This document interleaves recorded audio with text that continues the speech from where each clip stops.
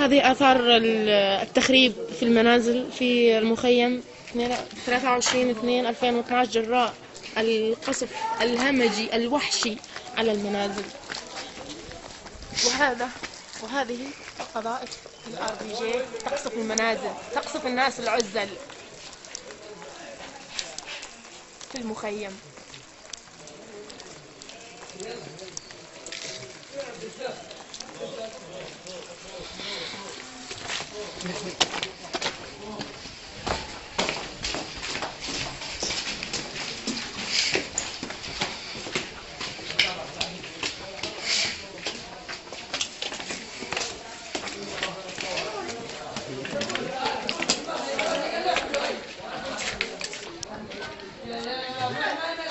نزف إليكم البشرى السارة.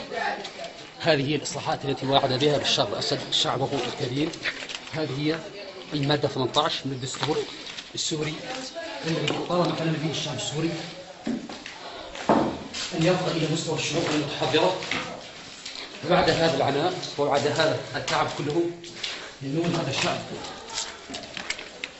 الأبي بهذه الإصلاحات. انظروا المادة رقم 18 من الدستور العربي.